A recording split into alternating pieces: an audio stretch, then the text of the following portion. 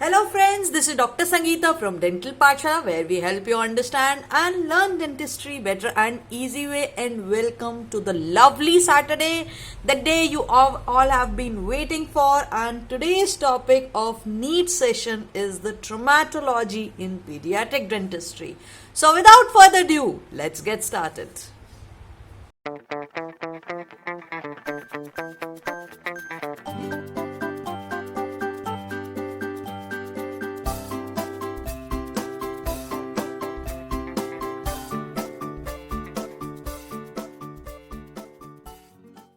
तो मेरे प्यारे बच्चों, नीट एमडीएस एस्पिरेंट्स, इंतजार की घड़ियां खत्म हुई और आज का टॉपिक है ट्रोमेटोलॉजी। उसमें हम लोग पढ़ेंगे सबसे पहले Ellis and Davey classification. Ellis classification देखिए क्या बोलता है। एलिस क्लासिफिकेशन बोलता है क्लास 1 से लेके क्लास 9 तक है। तो सबसे पहले मैं क्लास 1 से क्लास 9 लिख लेती हूँ। 7, 8 एंड 9। देखो 9 जो है ना वो तो हो गया बेबी, ठीक है। सबसे एंड में 9 मंथ में क्या होता है, बेबी होता है।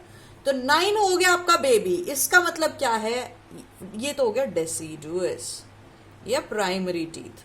तो प्राइमरी टीथ में कोई भी फ्रैक्चर होगा तो that is our Ellis classification 9। Okay, and then coming from starting from the first one हमेशा क्या होता है, इनामल होता है। आप ना कोई भी क्लासिफिकेशन ले लो, मैं आपको 3 क्लासिफिकेशन पढ़ाऊंगी आज। तीनों के तीनों में first second third remains the same. क्या, enamel, enamel plus dentin, enamel plus dentin plus pulp, ठीक है। अब आगे से शुरू होती है मेन कहानी, तो सबकी अलग हो जाती है।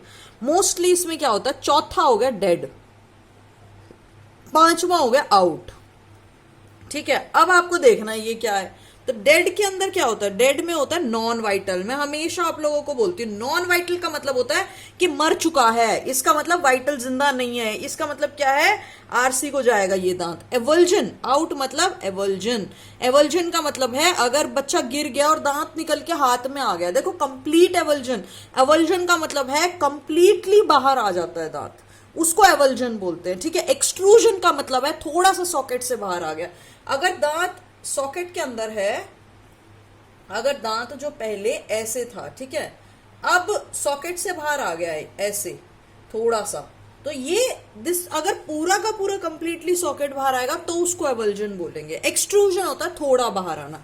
एक्सट्रूड मतलब थोड़ा बाहर। इंट्रूड का मतलब होता है, इन मतलब अंदर, इसका मतलब दांत ना अंदर धंस जाता है, टुवर्ड्स द बोन धंस जाता है। उसके बाद 6th वन हमारा आता है रूट फ्रैक्चर। देखो क्राउन हो चुका है अभी तक, अब रूट फ्रैक्चर आएगा। आउट के बाद रूट होगा, उसके बाद डिस्प्लेस हो गया है दांत, डिस्प्लेसमेंट ऑफ द टीथ, यानी डिस्प्लेस हो गया। अब उसमें क्राउन इन्वॉल्व हो भी सकता है, नहीं भी हो सकता है। ये क्लासिफिकेशन ना सिर्फ मैं आपको इजी वे बता रही हूँ। जो क्वेश्चन एग्जाम ओरिएंटेड क्वेश्चन क्या आते हैं उनमें आपको क्या फोकस करना है, उनमें आपको सिर्फ ये फोकस करना है कि इसमें डिस्प्लेसमेंट ऑफ द टीथ है या नहीं है। अब विदाउट फ्रैक्चर ऑफ क्राउन और रूट उस पर इंपॉर्टेंट नहीं फोकस करना है। बेसिकली वो आपको क्या देंगे, वो देंगे डिस्प्लेसमेंट ऑफ द टीथ अगर है और उसके अंदर क्या है, रूट फ्रैक्चर भी हो गया, तो आपको ये नहीं देखना है कि ये रूट फ्रैक्चर है, ये देखना है कि डिस्प्लेसमेंट ऑफ टीथ अगर हुआ है तो वो क्लास 7 एलिस क्लासिफिकेशन है। समझ में आया।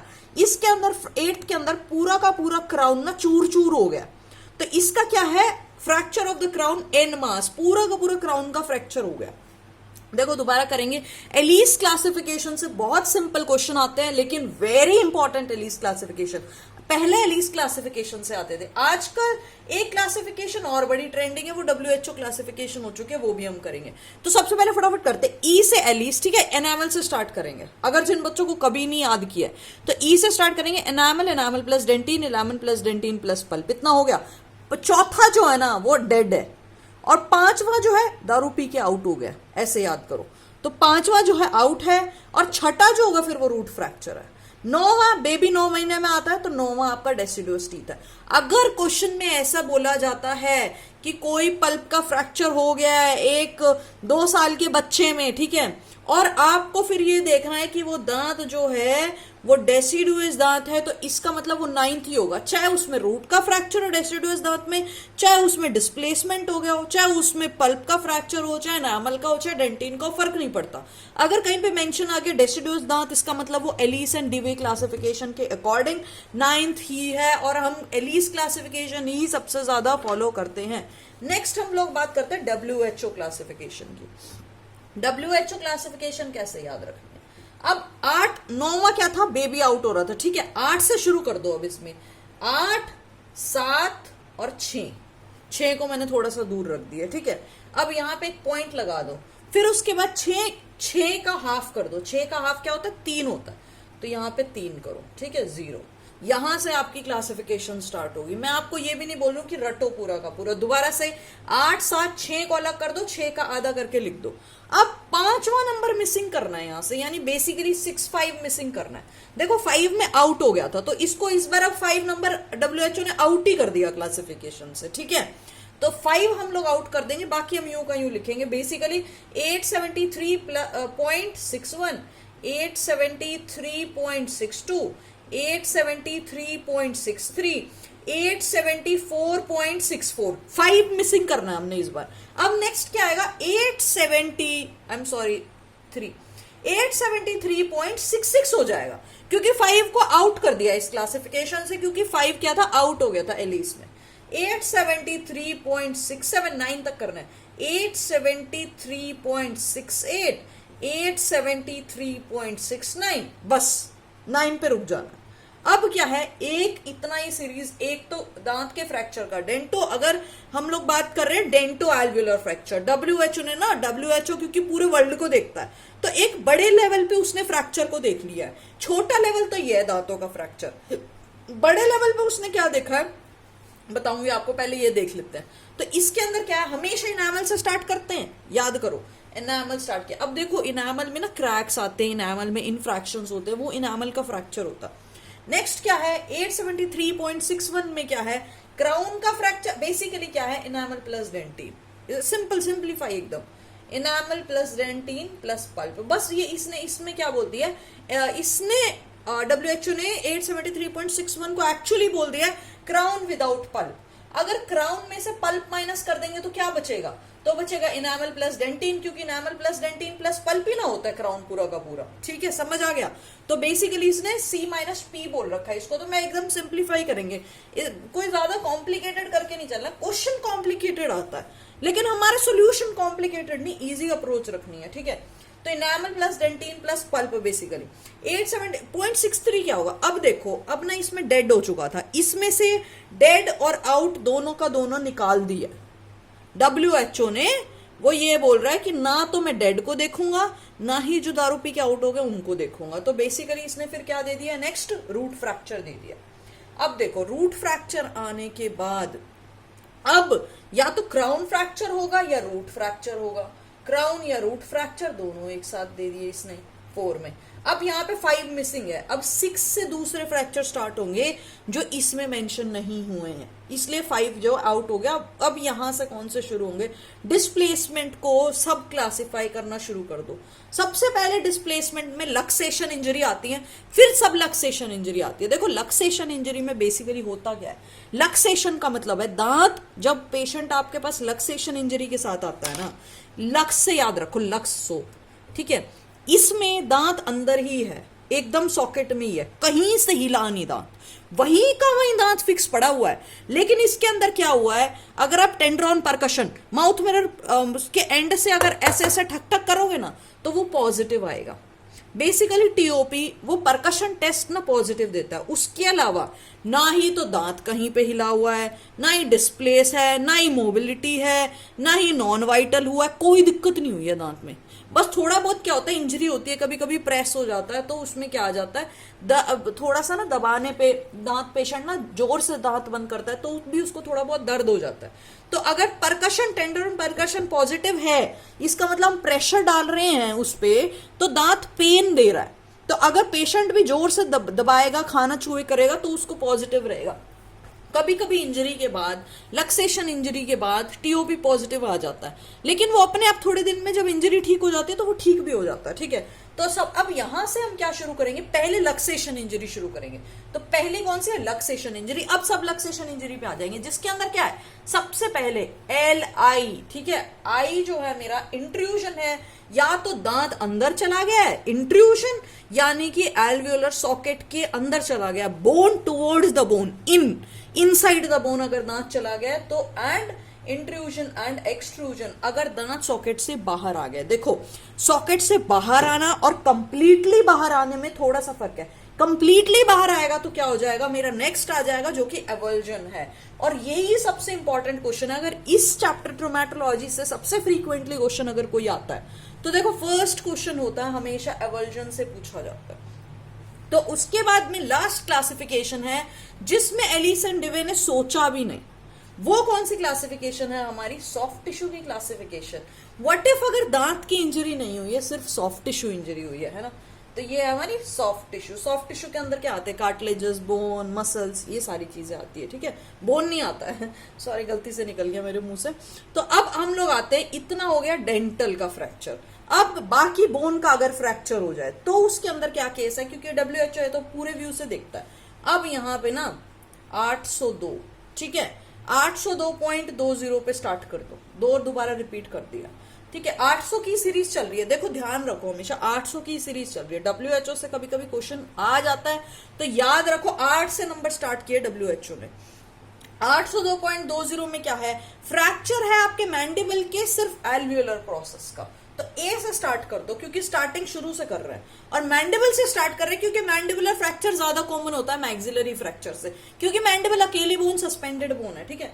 तो मैंडिबुलर में एल्वियोलर प्रोसेस का फ्रैक्चर है मैंडिबल का, ठीक है, 802.20। 802.21 के अंदर क्या है, फ्रैक्चर है बॉडी ऑफ द मैंडिबल का। तो ए के बाद क्या आया, बी आया, समझ में आया। ए क्या है, alveolar process of the mandible, B क्या है, बॉडी ऑफ द मैंडिबल। तो आपका 802.20 में ए मैंडिबल का और 802.21 में बी मैंडिबल का। ए एल्वियोलर प्रोसेस, बी क्या है, बॉडी ऑफ द मैंडिबल। 802. अब 40 पे आ जाओ। 4 कौन सा है, मैक्सिला है, ठीक है। अब क्या है 4 में, एल्वियोलर प्रोसेस है अगेन ए मैक्सिला का, ठीक है, alveolar process of maxilla, and 2.41 के अंदर क्या है, बी मैक्सिला का। बी क्या है, बॉडी ऑफ द मैक्सिला का। समझ में आ गई दोनों क्लासिफिकेशंस। एक और क्लासिफिकेशन है एंडरसन की क्लासिफिकेशन। उसमें क्लासिफिकेशन से क्वेश्चन नहीं आता, उसमें क्लासिफिकेशन के अंदर क्या इंक्लूड है उससे क्वेश्चन आता है। जैसे कि एंडरसन क्लासिफिकेशन क्या बोलता है, वो बोलता है सबसे पहला जो है वो इनामल का इनफ्रैक्शन है। तो ऐसे क्वेश्चन आ सकता है कि इनामल का इनफ्रैक्शन का मतलब क्या है, तो वो ऑप्शंस दे देगा। तो इनामल का इनफ्रैक्शन का मतलब है बेसिकली मल्टीपल फ्रैक्चर हो गए इनामल के, जिसके अंदर इनामल के क्रैक्स आ गए हैं, ठीक है, छोटे छोटे क्रैक्स जो हो जाते हैं। इनकम्प्लीट इनामल का फ्रैक्चर है जिसके अंदर क्राउन के अंदर क्रैक्स आ गए हैं, ठीक है। नेक्स्ट सेकंड क्या है, इनामल का फ्रैक्चर। अब इसमें दोनों के दोनों अलग है। इनामल अनकॉम्प्लिकेटेड फ्रैक्चर जिसमें है, ठीक है, अनकॉम्प्लिकेटेड। तो बेसिकली अनकॉम्प्लिकेटेड, वो ऐसा क्वेश्चन दे देंगे अनकॉम्प्लिकेटेड को फ्रैक्चर का मतलब क्या है। देखो कॉम्प्लिकेटेड अनकॉम्प्लिकेटेड कैसे याद रखना ना, जिसमें भी आपको रूट कैनाल ट्रीटमेंट करनी पड़ेगी ना, वो आपका कॉम्प्लिकेटेड फ्रैक्चर हो गया, क्योंकि उसमें खाली फीलिंग से काम नहीं कर सकते। तो वो क्या चला गया, अनकॉम्प्लिकेटेड। बेसिकली जिसमें भी पल्प इन्वॉल्व है और जिस भी दांत के अंदर आपको बाद में आरसीटी करनी पड़ेगी, यानी कि उसका वस्कुलर सप्लाई हैम्पर हो गया, वो केस भी आपका पूरा का पूरा कॉम्प्लिकेटेड की तरफ चला जाएगा। अब समझ में आ गया। अब जब अगर इनामल का फ्रैक्चर होगा तो वो हमेशा अनकॉम्प्लिकेटेड रहेगा, क्योंकि उसमें रूट कैनाल करने की जरूरत नहीं है। ऐसे याद रखने के लिए बता रही हूँ। तीसरा क्या है आपका, इनामल प्लस डेंटिन है, ये भी अनकॉम्प्लिकेटेड फ्रैक्चर है। चौथा क्या है, enamel plus dentin plus pulp का फ्रैक्चर। अब पल्प आ गया, अब आपको रूट कैनाल करनी पड़ेगी, इसका मतलब ये कौन सा है, कॉम्प्लिकेटेड फ्रैक्चर। पांचवा क्या आ गया हमारे पास, uncomplicated fracture of the crown root. So basically uncomplicated fracture of the crown and root. छठा क्या आ गया, complicated fracture of the crown and root, ठीक है। सातवां क्या आ गया, सिर्फ रूट का फ्रैक्चर। और 8वां क्या आ गया, लक्सेशन इंजरीज। लक्सेशन इंजरी के अंदर क्या क्या आएगा, लक्सेशन एंड बेसिकली सब लक्सेशन। तो उसके अंदर आपका आएगा avulsion, lateral luxation, extrusion, intrusion, concussion. So अब हम एक एक करके इन सब के बारे में पढ़ते हैं। सबसे पहले अगर इनामल का फ्रैक्चर हो जाए, अगर इनामल का फ्रैक्चर हुआ है तो आपको क्या करना है, देखो अगर सेंसिटिविटी का इशू पता है कहां से आता है, हमेशा डेंटिन से आता है। अगर आपको याद हो डेंटिनल हाइपर सेंसिटिविटी की थ्योरी पढ़ी है हमने, तो डेंटिन से सेंसिटिव में दांत सेंसिटिव कब होते हैं, जब डेंटिन एक्सपोज हो जाता है।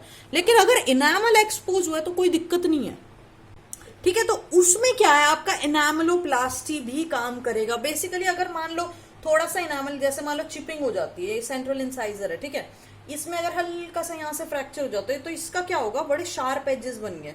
बार बार ना, स्पेशली मैंडिबुलर दांत में, मेरे साथ भी हो चुका है, तो उसमें क्या होता है, बार बार ना टंग जा जाके उसमें लगती है, और क्योंकि वो शार्प होती है ना, फिर टंग कटने लग जाती है। तो उस केस में हम लोग क्या करते हैं, इसको ना राउंड ऑफ कर देते हैं, तो उससे भी काम चल जाएगा। तो इसको हमने क्या बोल दिया, इनामलोप्लास्टी।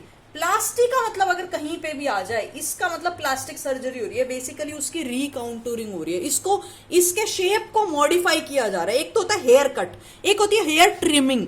तो hair styling, I am sorry trimming नहीं बोलूंगे, स्टाइलिंग बोलूंगे। हेयर स्टाइलिंग का मतलब है बाल नहीं काटे लेकिन कोई स्टाइल बना दिए, तो वो स्टाइलिंग, हेयर स्टाइलिंग, इनामलो, कोई भी वर्ड प्लास्टिक वही है, ठीक है। इनामल प्लस डेंटिन, बेसिकली अब डेंटिन का फ्रैक्चर हो गया। जब डेंटिन का फ्रैक्चर हो गया ना, तब सेंसिटिविटी का इशू आना स्टार्ट हो जाएगा। तो इस केस में आपको या तो बॉन्डिंग एजेंट लेके सील करना पड़ेगा, या फिर आप इसको रिस्टोर कर दो, ठीक है। कैल्शियम हाइड्रोक्साइड डाल दिया अगर, या तो JIC डाल दिया, कोई भी रिस्टोरेशन कर दी, कॉम्पोजिट एंटीरियर में है तो रिस्टोरेशन में आ जाएंगे।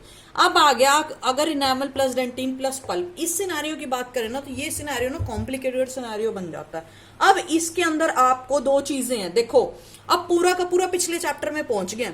अगर वीडियो नहीं देखी है किसी ने पिछले चैप्टर की, तो पिछले चैप्टर की वीडियो देख लो ताकि ये समझ में आ जाए। अगर प्राइमरी दांत है और अगर आपका परमानेंट दांत है, अगर प्राइमरी दांत है तो आपका फिर मैं वही चीज बोलूंगी, अगर 72 आवर्स के अंदर अंदर इंजरी हुई है, फिर तो आपको क्या करना है, पल्पोटोमी की तरफ जाना है, ठीक है। सिवैक पल्पोटोमी याद आ गया, सिवैक पल्पोटोमी की तरफ जाना है। अगर आपका 72 आवर्स हो चुके हैं इंजरी को हुए 3 दिन हो चुके हैं, फिर आपको पल्पेक्टमी ही कराना पड़ेगा, ठीक है। पल्पेक्टमी बेसिकली एक kind of root canal treatment बोल सकते होते हैं, क्योंकि उसमें पूरी की पूरी सारी कैनाल खाली कर दी। और पल्पोटोमी के अंदर क्या करते हैं, आदि सिर्फ ऊपर का कोरोनल पल्प निकाल देते हैं, नीचे रूट्स का रेडिकुलर पल्प यूं का यूं छोड़ देते हैं, ठीक है। तो ये क्या हो गया, आपका अगर प्राइमरी दांत है। अगर परमानेंट दांत में पल्प की इंजरी हुई है, फिर आपको क्या करना है, फिर आपको RCT पे ही जाना है, ठीक है। अब बात करते हैं हम लोग, अगर एंटायर लॉस ऑफ क्राउन हो गया नॉन वाइटल दांत में, तो इसमें आपको क्या करना है, प्राइमरी अगर दांत है आपका, ठीक है, उसके अंदर आपको क्या करना है, अगर पूरा का पूरा लॉस हो गया तो पहले तो पल्पेक्टमी करो। पल्पेक्टमी बेसिकली एक kind of root canal treatment है, और फिर उसके बाद आप स्टेनलेस स्टील का क्राउन लगा के दे दो। और परमानेंट दांत अगर आपका होगा तो फिर आप पोस्ट एंड कोर से कोर बिल्डअप कर सकते हो, ठीक है। अब हम लोग बात करते हैं एक एक करके कंकशन की। सबसे पहला मैं इंजरी, सबसे माइल्ड इंजरी से सबसे सीवियर इंजरी की तरफ जा रही हूं, तो अगर आप यही सीक्वेंस में हमेशा पढ़ोगे तो आपके लिए इजी हो जाएगा। सबसे पहले है कंकशन।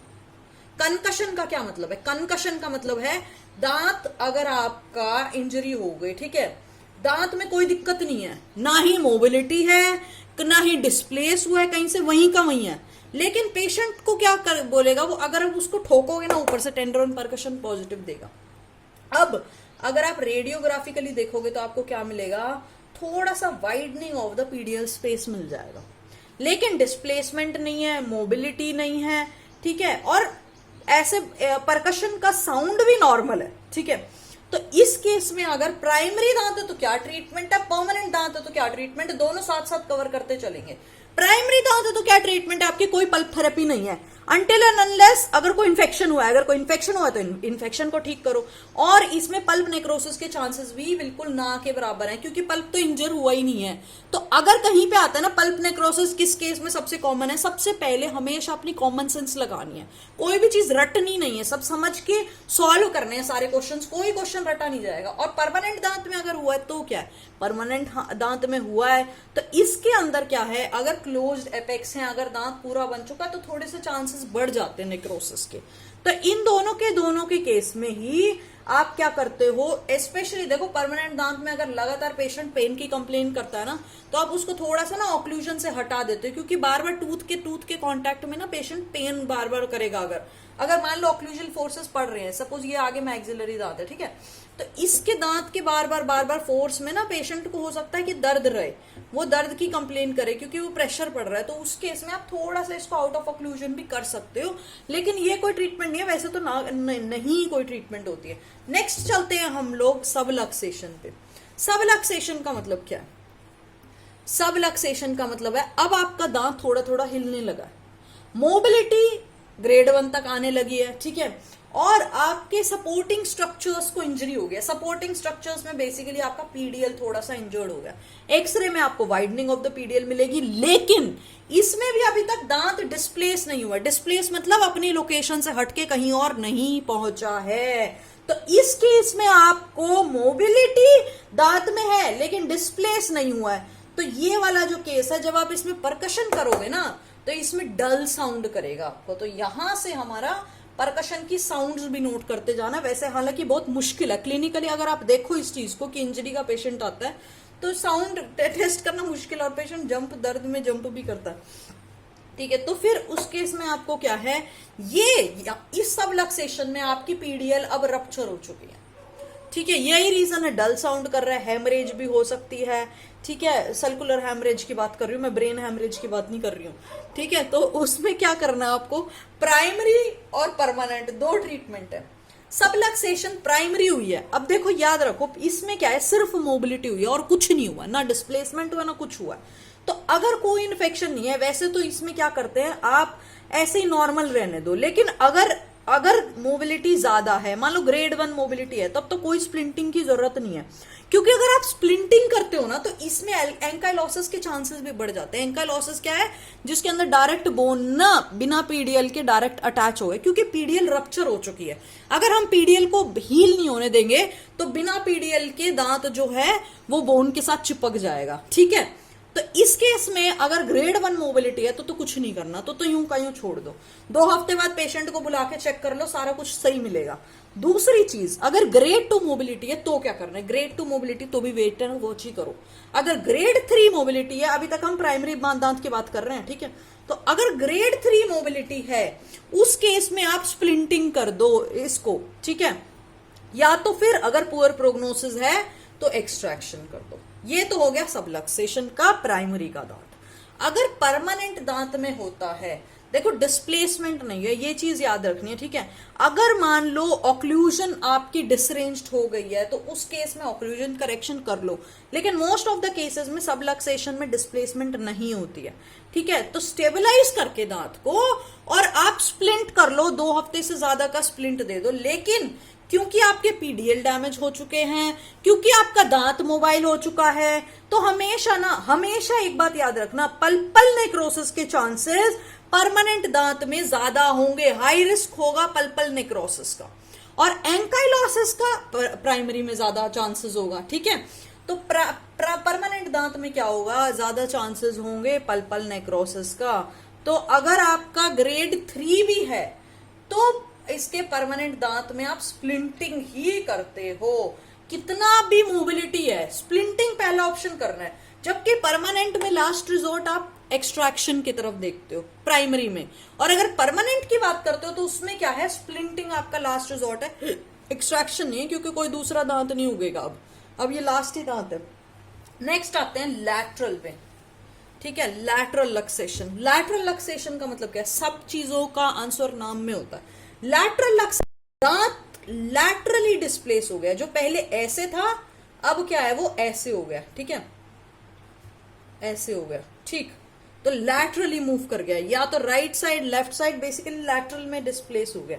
अब इस केस में पूरा का पूरा पीडीएल ही टूट चुका है, क्योंकि पूरा लैटरली डिस्प्लेस हुआ है, इसमें कोई रप्चर नहीं हुआ, इसमें तो पूरा टॉर्न हो गया है और कंट्यूशन इंजरी हो गई है। और इसमें हुई, ऐसा भी हो सकता है कि साथ साथ क्योंकि लैटरली डिस्प्लेस हुआ है ना, तो कोई बोन की भी, कोई कॉर्टिकल प्लेट की भी थोड़ा सा फ्रैक्चर हुआ हो, बहुत चांसेस होते हैं। तो क्लिनिकली इसके अंदर लैटरल डिस्प्लेसमेंट होता है दांत का। ठीक है। अब दांत मोबाइल हो भी सकता है और नहीं भी हो सकता है, ऐसा इंजर्ड होके लैटरली डिस्प्लेस हो गया और वही फिक्स हो गया, मोबाइल भी ना हो, ऐसे भी चांसेस होते हैं। अब इसके अंदर आपकी वाइडनिंग पक्का पक्का दिखेगी दिखेगी, increase in the PDL space मिलेगी मिलेगी एक्सरे में। और इसमें क्या होगा, टीओपी जब करोगे आप तो पेशेंट इसमें भी अभी तक परकशन पे डल साउंड ही करेगा, इसमें भी डल कर रहा था, इसमें भी डल करेगा। आगे बताएंगे मेटेलिक साउंड, नेक्स्ट में इंट्रूजन में जाते ही मेटेलिक साउंड आ जाएगी। तो अब लैटरल में इन दोनों में डल ही साउंड करेगा टेंडर ऑन परकशन। अब बात करते हैं प्राइमरी दांत में ट्रीटमेंट क्या दोगे लैटरल लक्सेशन हुआ है तो। सबसे पहले प्राइमरी दांत में हम बिल्कुल कम से कम ट्रीटमेंट रखते हैं।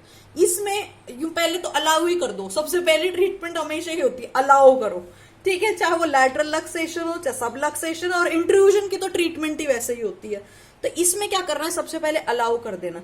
अगर हम लोगों को एक्टिव रीपोजिशनिंग करनी है, मान लो अगर दांत को आपने उठा के अपनी दोबारा उसी पोजीशन में रखना है, उस केस में फिर आपको 1 से 2 हफ्ते का स्प्लिंट देना पड़ेगा। स्प्लिंटिंग का मतलब है एक दूसरे दांत से सपोर्ट लेके और दांत को फिक्स कर देते हो, ठीक है, वो स्प्लिंटिंग है। तो टूथ अगर रिक्वायर कर रहा है रीपोजिशनिंग, अगर जिस दांत में रीपोजिशनिंग की रिक्वायरमेंट ना, इसमें प्राइमरी में भी पल्पल नेक्रोसिस के चांसेस बढ़ जाते हैं, ठीक है।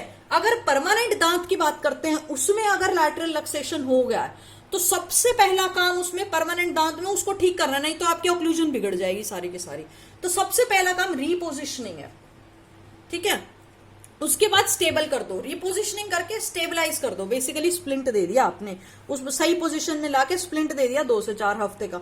अब इस केस में रूट रिजॉर्प्शन के भी चांसेस ज्यादा है, पल्पल नेक्रोसिस के भी चांसेस ज्यादा हैं परमानेंट दांत में। नेक्स्ट आता है इंट्रूजन। इंट्रूजन का मतलब है कि दांत अंदर सॉकेट के अंदर बोन के अंदर धस चुका है।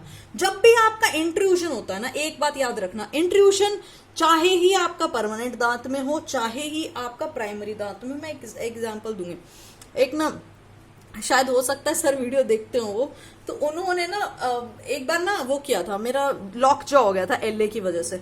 तो उन्होंने क्या किया ना, थोड़ा सा मेरा जॉ लॉक ठीक किया ना, तो मेरे हल्के से दांत ना अंदर की तरफ इंट्रूड हो गए, मतलब वो थोड़ा प्रेशर ज्यादा लगा, थोड़ा सेंसिटिव भी बोल सकते हो सकता है मैं हूं।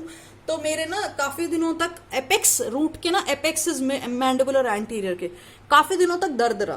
तो सर ने बोला कि हो सकता है थोड़े बहुत एक्सेस प्रेशर से इंट्रूड दांत हो गए हों। फिर मेरे को ऐसे, हाँ अगर इंट्रूड हो गए दांत तो क्या होगा। तो इंट्रूजन में हमेशा याद रखना ये बात कि अपने आप दांत ऑटोमेटिकली बाहर आ जाते हैं अगर थोड़ी इंट्रूजन हुई है।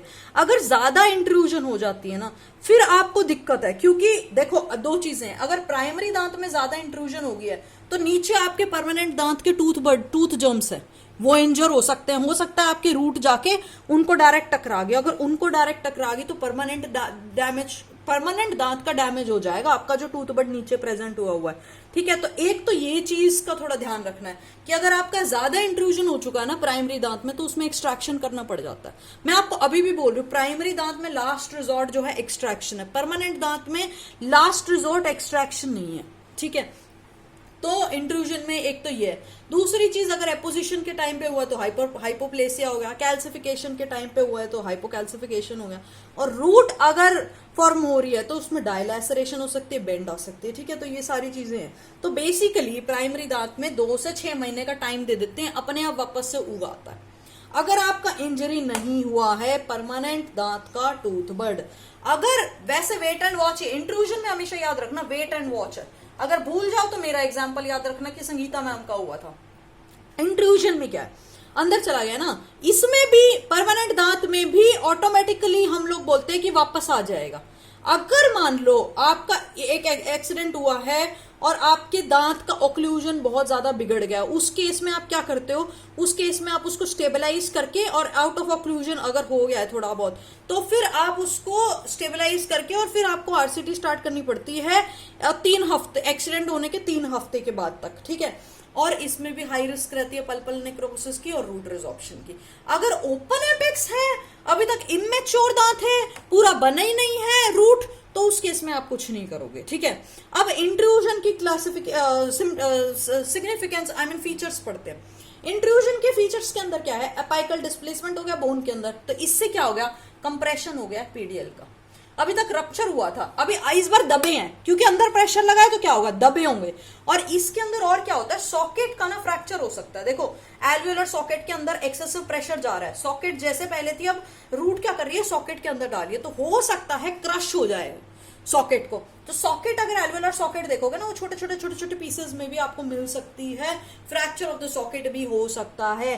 क्लिनिकली दांत अगर देखोगे ना तो छोटा हो जाएगा क्योंकि अंदर धंस चुका है। तो बहुत बार ऐसे लगता है, अगर मान लो कि पेशेंट ने हिस्ट्री नहीं दिया तो आपको ऐसे लगता है कि हाइपोडोंशिया हो, लेकिन वो केस में क्या है, वो उसके अंदर इंट्रूजन हो चुका है। अगर पेशेंट ने नहीं बताया या आपने नहीं पूछा है तो क्लिनिकली शॉर्ट क्राउन इंट्रूजन की वजह से भी हो सकता है। और ऐसे भी हो सकता है कि इतना ज्यादा इंट्रूड हो गया है कि अगर आप ऊपर क्लिनिकली देख रहे हो तो वो दांत दिखाई ही नहीं दे रहा है, ये भी केस सिनारियो हो सकता है। अब इंट्रूजन के केस में क्योंकि दांत इसमें एक्सट्रैक्शन से बाहर आ चुका है, कंप्रेशन हो चुका है पीडीएल का, तो इंट्रूजन के केस में टेंडर ऑन परकशन पे साउंड कैसी आएगी, इस बार डल नहीं आएगी, इस बार मेटेलिक आएगी।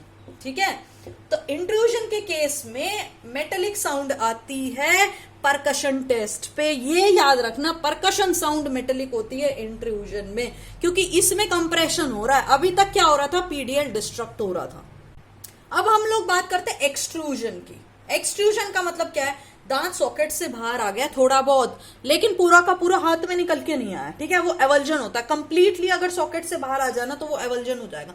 एक्सट्रूजन का मतलब है थोड़ा सा सॉकेट से बाहर आ गया। ठीक है, इसके अंदर भी आपके पीडीएल टूट चुके हैं, है ना, क्योंकि पॉकेट से बाहर आया, तो सॉकेट से बाहर आया तो पीडीएल टूट गया। एक्चुअली पेरियो में पॉकेट पड़ते पड़ते मुंह से वो सब पॉकेट ही निकलता है। ठीक है, तो इलोंगेशन और मोबिलिटी हो गई है दांत की, इसमें भी परकशन साउंड मेटेलिक आएगा।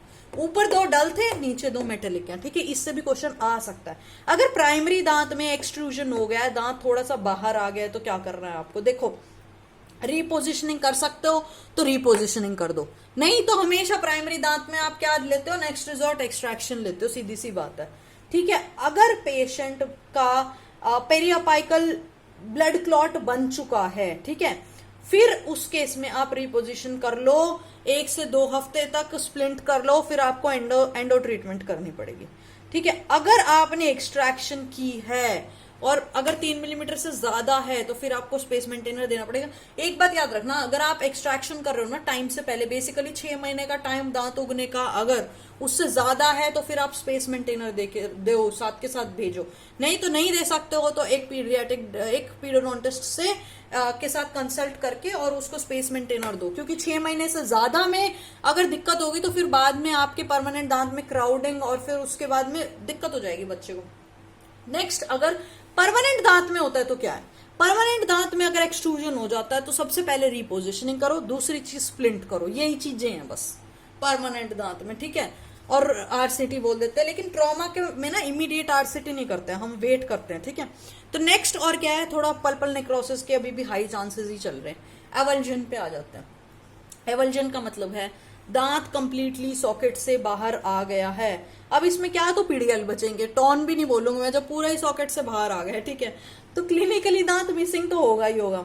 अच्छा, अब एक बात याद रखना, हम पीडो में एवल्जन पढ़ते हैं, लेकिन पीडो के पेशेंट में कभी भी दांत को वापस से रीप्लांट नहीं करते हैं। यानी कि अगर प्राइमरी दांत की बात करोगे तो निकल गया तो भैया निकल गया, तुम्हारा वापस नहीं जाएगा अब। ठीक है, और अगर परमानेंट दांत है, क्योंकि अब नीचे कोई दांत आएगा नहीं, तो सिर्फ और सिर्फ रीप्लांट आपके परमानेंट दांत में करते हैं, एवल्जन में। आई रिपीट, एवल्जन में प्राइमरी दांत में कोई भी ट्रीटमेंट नहीं करते हैं। एवल्जन में दांत निकल गया तो निकल जाए, हमें फर्क नहीं पड़ता। ठीक है, क्योंकि परमानेंट दांत आ जाएगा, स्पेस मेंटेनर दे दो अगर काफी टाइम है आने में। तो परमानेंट दांत में हम क्या करते हैं, रीइम्प्लांट करते हैं, स्टेबलाइज करते हैं, एंटीबायोटिक कवरेज पे रखते हैं, टेटनस देते हैं पेशेंट को, और फिर अगर बहुत टाइम हो गया है तो हम लोग, देखो इसमें क्या होता है, एक्स्ट्रा ओरल ड्राई टाइम देखते हैं। इसका मतलब निकल के कितनी देर होगी है जो बाहर रहा है। अगर 1 घंटे से ज्यादा है तो सबसे पहले सोडियम हाइपोक्लोराइड में सोक करने के बाद 2% सोडियम फ्लोराइड में 20 मिनट तक सोक करके रखते हैं। अगर आपका ये रीइम्प्लांट करने से पहले है, उसके बाद अगर आपको और टाइम तक स्टोर करके रखना है तो आपका HBSS स्टोरेज मीडियम होता है। ठीक है, उसके अंदर आप स्टोर करते हो, ये सिर्फ स्टोरेज मीडियम है, सोल्यूशन है सिर्फ। ठीक है, अगर आपका 30 मिनट से कम का एक्स्ट्रा एल्वियोलर ड्राई टाइम आपका 30 मिनट से कम का है, फिर आपको कोई टेंशन नहीं है, फिर आप उसको क्लीन करके और डायरेक्ट री इम्प्लांट कर सकते हो, ठीक है। अब पेशेंट को और फ्लेक्सिबल स्प्लिंट देना है। अगर आपका एवल्जन हुआ है ना तो हार्ड स्प्लिंट मत दो, फ्लेक्सिबल स्प्लिंट दे दो, ठीक है। एकदम रिजिड स्प्लिंट नहीं देना है। अगर 30 मिनट से ज्यादा टाइम बहुत ज्यादा हो चुका है, ठीक है, प्राइमरी दांत में एक्सट्रैक्शन कर दो, ठीक। अब बात आती है, एक क्वेश्चन ये आता है कि स्टोरेज, बेसिकली कौन सा स्टोरेज सॉल्यूशन है। देखो सबसे अच्छा स्टोरेज सॉल्यूशन है ना विस्पैन है, लेकिन अब ये चीज भी ध्यान रखनी है, हर पेशेंट जो होगा ना उसके पास घर में विस्पैन प्रेजेंट नहीं होगा। तो थोड़ा सा इस चीज को अगर क्वेश्चन पूछा जा रहा है तो ध्यान देना तुमने कि किस तरीके का क्वेश्चन है। विस्पैन है तो विस्पैन पे क्लिक करो, ठीक है। हैंक सॉल्यूशन है नेक्स्ट, पहले सबसे इंपॉर्टेंट है, अगर ये इसमें स्टोर हो सकता तो इसमें, फिर हैंक सॉल्यूशन है, फिर कोल्ड मिल्क है, फिर सलाइवा है, ठीक है। सलाइवा में भी बक्कल वेस्टिब्यूल की बात करते हैं, फिर सलाइन है, और वाटर सबसे घटिया है, वाटर को भूल ही जाओ, सबसे लास्ट ऑप्शन रहती है वाटर। तो अगर ये पूछा जाता है सबसे घटिया सॉल्यूशन कौन सा है, तो या वाटर पे ट्रिक करना, नहीं तो वाटर की तरफ देखना भी मत। अच्छा नेक्स्ट चीज मैं हमेशा बोलती आ रही हूँ, पल्पल नेक्रोसिस, पल्पल नेक्रोसिस। अब बोलोगे मैम सब में पल्पल नेक्रोसिस हो रहा है, किस में पल्पल नेक्रोसिस सबसे ज्यादा होगा? सबसे ज्यादा पल्पल नेक्रोसिस एवल्जन में होगा, फिर इंट्रूजन में होगा, ठीक है। तो अगर दांत आपका बिल्कुल बाहर आ गया तो उसमें पल्पल नेक्रोसिस होने के चांस सबसे ज्यादा हाई है। नेक्स्ट चीज, इतना ये फ्रीक्वेंटली क्वेश्चन पूछा नहीं जाता है, लेकिन जनरल नॉलेज के लिए मैं बता रही हूँ, कितने टाइम तक स्प्लिंट करते हो, क्योंकि सब में तो मैंने बोल दिया स्प्लिंट कर लो स्प्लिंट कर लो, तो कितने टाइम तक स्प्लिंट करते हो आप? देखो सबसे कम टाइम स्प्लिंटिंग का सबलक्सेशन में है, क्योंकि इसके अंदर मोबिलिटी नहीं है, तो स्प्लिंटिंग अगर कर रहे हो तो 1 से 2 हफ्ते के लिए है, ठीक है। सबसे ज्यादा स्प्लिंटिंग किस टाइम तक रखेंगे, अब उसकी बात करते हैं। जो दांत बिल्कुल ही ऑक्लूजन से जा चुका है, ठीक है, जो हिल के इस तरह से हिला है कि वो ऑक्लूजन में लाने के लिए उसको बहुत जद्दोजहद करनी पड़ेगी, वो केस में सबसे बड़ी स्प्लिंटिंग नेक्स्ट नंबर पे आएगी। यानी कि लैटरल लक्सेशन में जो पूरा का पूरा इधर हिल गया, अब उसको वापस से पोजीशन करके उसकी सही जगह मिलाना है, दूसरी। और तीसरी आएगी आपकी 4 हफ्ते की होती है इसमें, ठीक है, सब लक्सेशन के अंदर 1 to 2 वीक्स की होती है।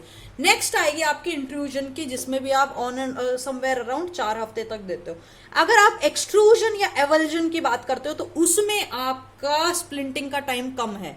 एक्सट्रूजन अगर थोड़ा सा बाहर निकल गया या फिर आपका पूरा ही बाहर निकल गया, बाहर निकलने के केसेस में सिर्फ 2 हफ्ते का स्प्लिंटिंग टाइम आपका रहता है। अगर रूट फ्रैक्चर हुआ उसमें भी स्प्लिंटिंग होता है, रूट फ्रैक्चर की भी बात कर लेते हैं, लगे हाथ। देखो रूट फ्रैक्चर से भी क्वेश्चन आता है, ठीक है। रूट फ्रैक्चर में क्या, रूट फ्रैक्चर को सिर्फ समझने की जरूरत है, रटने की जरूरत नहीं है, ठीक है। ये आपका दांत है एक, ठीक, इस दांत में अगर रूट फ्रैक्चर हो गया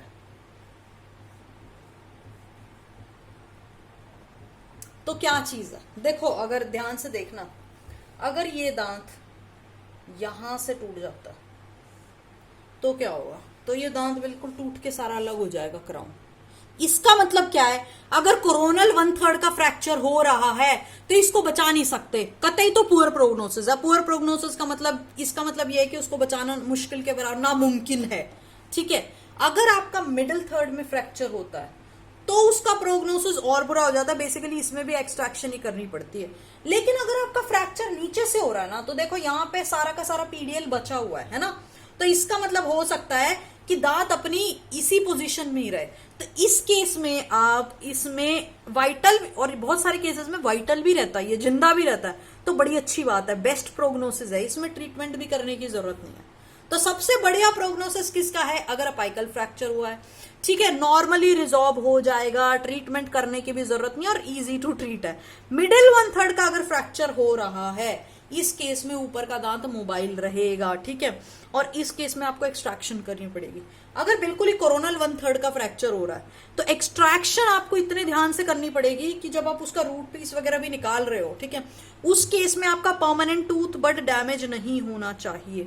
अगर बाय चांस आप मान लो मिडल 1/3 का फ्रैक्चर है which is close to apical के, थोड़ा बहुत क्लोज है, ये मैं बात कर रही हूँ हॉरिजॉन्टल फ्रैक्चर लाइंस के, वर्टिकल फ्रैक्चर लाइन की अभी तक बात नहीं की, हॉरिजॉन्टल लाइन की बात हो रही है, ठीक है।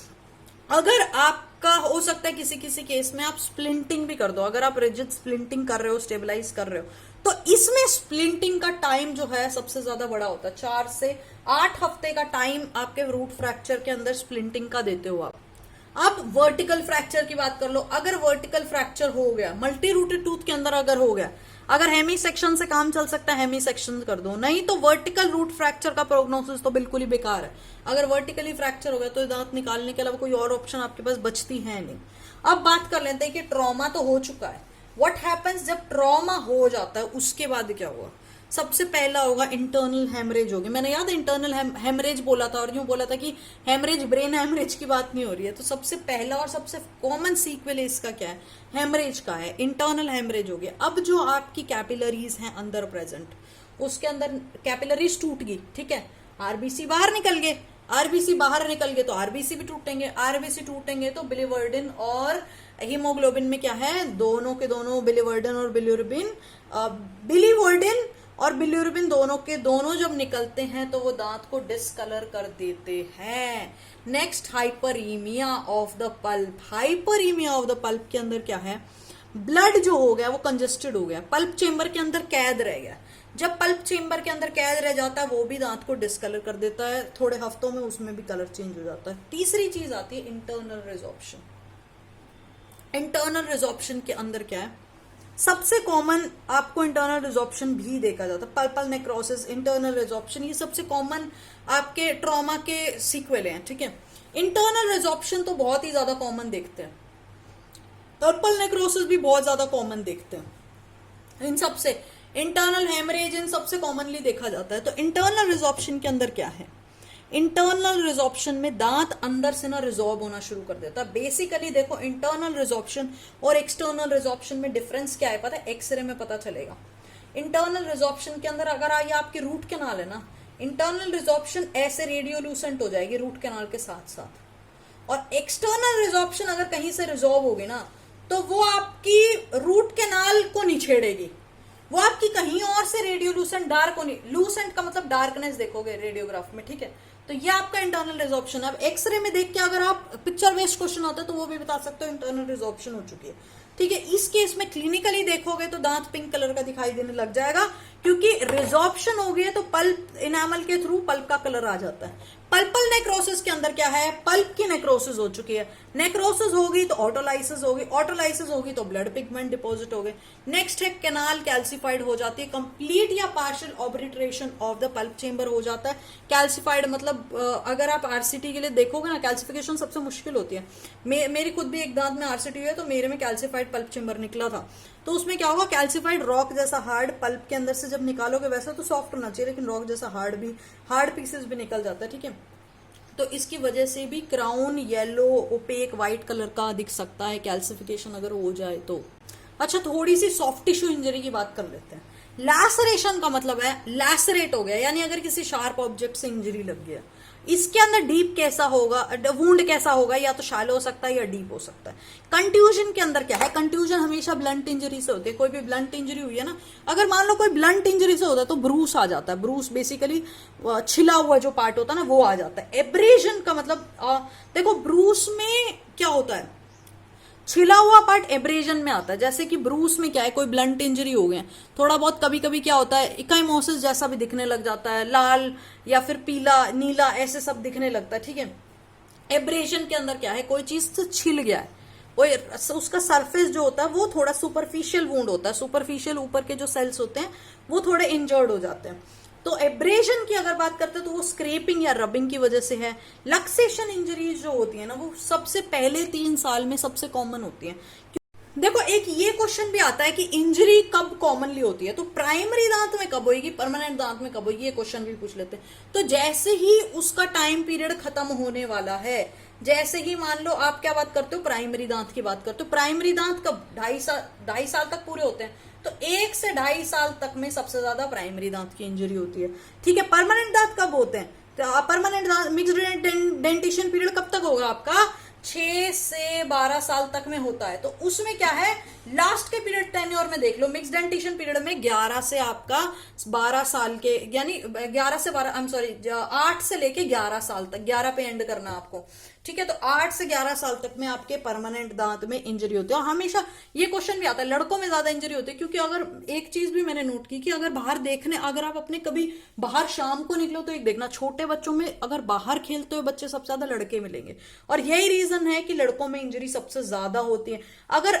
आगे आगे के दांत या पीछे के दांत में बात करोगे तो अगर मुंह के बल गिरता है बच्चा सबसे ज्यादा, है ना, तो मैक्सिलरी दांतों में, एंटीरियर दांतों में सबसे ज्यादा इंजरी होती है। और अगर पेशेंट में ओवरजेट प्रेजेंट है, अगर पेशेंट में ओवरजेट प्रेजेंट है, इसका मतलब मैक्सिलरी दांत बहुत आगे निकले हुए हैं, तो फिर इसका मतलब ट्रॉमा के लिए और वल्नरेबल है। तो क्लास 2 डिवीजन 1 का केस देखोगे, उसमें तो सबसे ज्यादा इंजरी, सबसे ज्यादा रिस्क है कि मैक्सिलरी एंटीरियर गिरते हैं।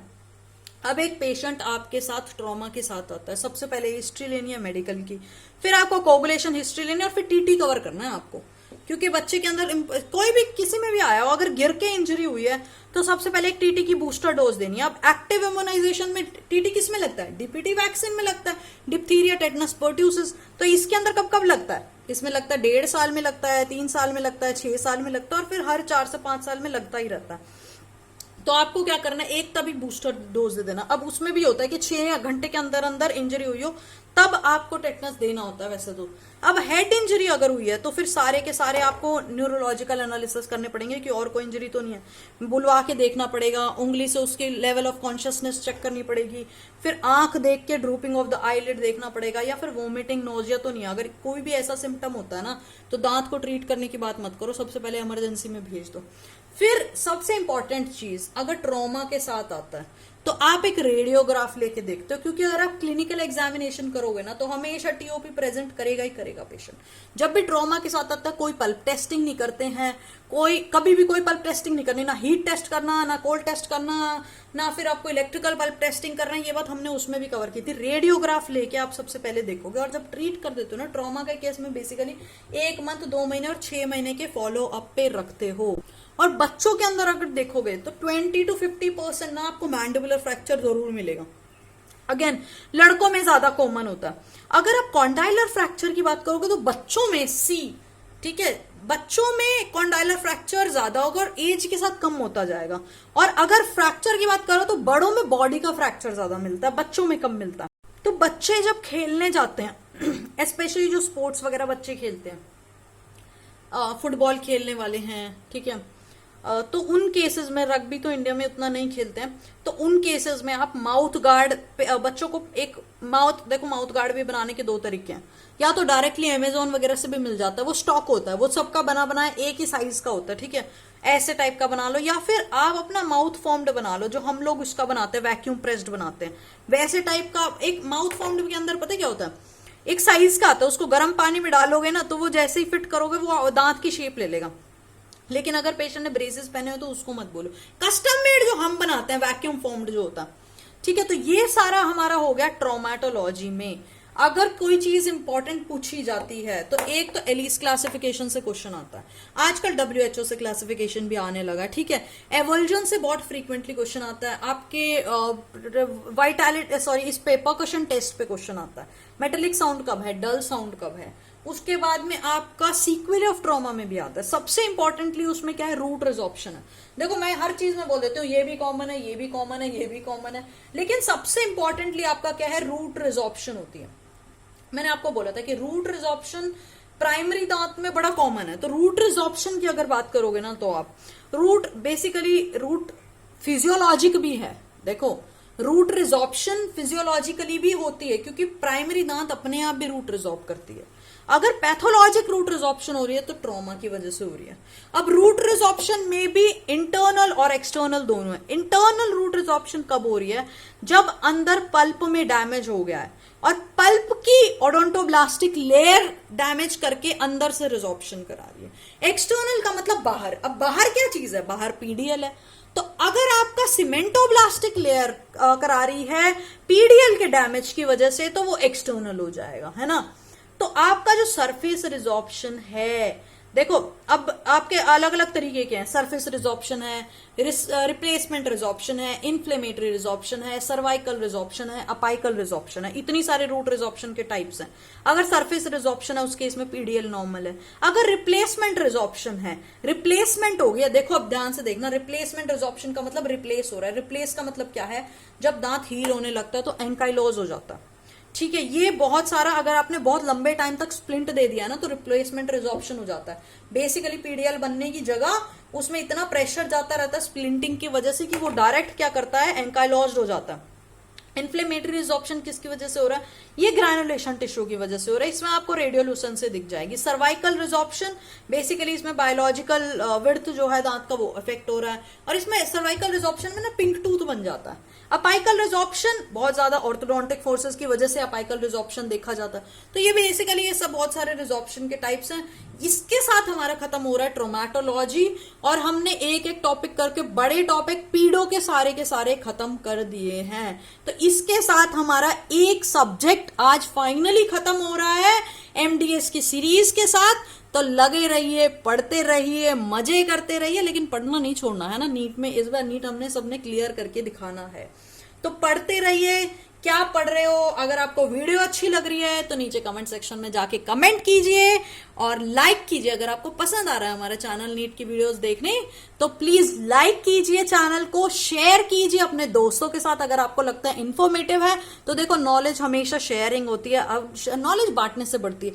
तो आप अपने दोस्तों के साथ शेयर कर सकते हैं। स्माइल करते रहिए, दिन बनाते रहिए, पेरेंट्स के साथ अच्छा टाइम स्पेंड कीजिए, और नेक्स्ट सैटरडे को मिलते हैं। सी यू सून।